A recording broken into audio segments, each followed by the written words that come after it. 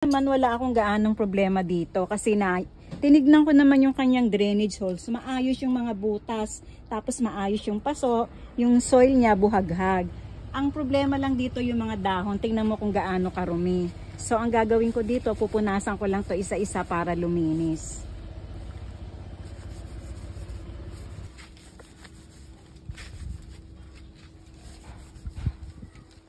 Pagkapunas sa ibabaw, kailangan pati sa ilalim pupunasan din.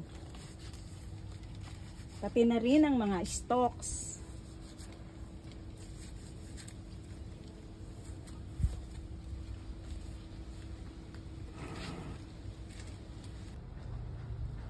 Mainam na rin nalagyan ng support stick at talian ang mga stalks ng ating halaman para naman masanay silang tumubo ng padiretso at para mas maganda ang kanilang formation.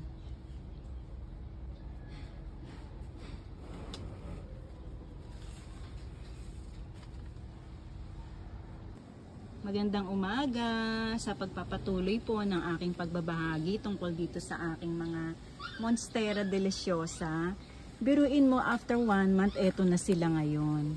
Eto may bagong dahon, no? Ang ganda. Mas lalo na silang lumago, tapos ayan, diretso na rin yung tubo. At tingnan nyo po, nagkaroon na rin ng baby. Ayan, 1, 2, at saka yung kanyang mother stalks. Ang tataba. Actually, meron na rin siya ditong aerial root. Siguro pag ito humaba pa ng mga 2 to 3 inches, saka ko siya puputulin at ire-replant ko to. Ito-transfer ko na to, ipopropagate ko. Ayan.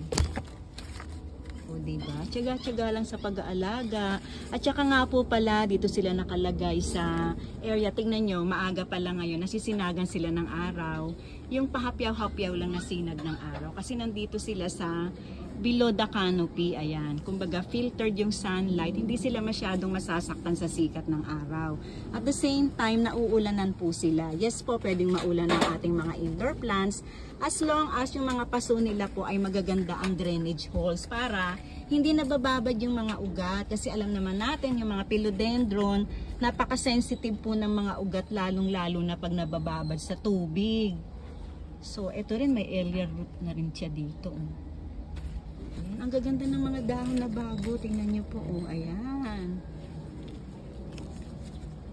Tiyaga-tiyaga lang sa pag-aalaga. Actually, hindi naman ito mahirap alagaan ang mga philodendron plants.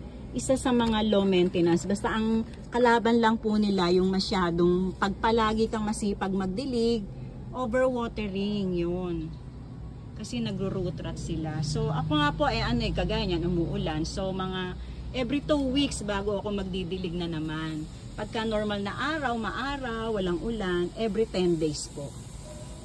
Hanggang dito na lamang ang aking pagbabahagi sa aking Monstera Deliciosa.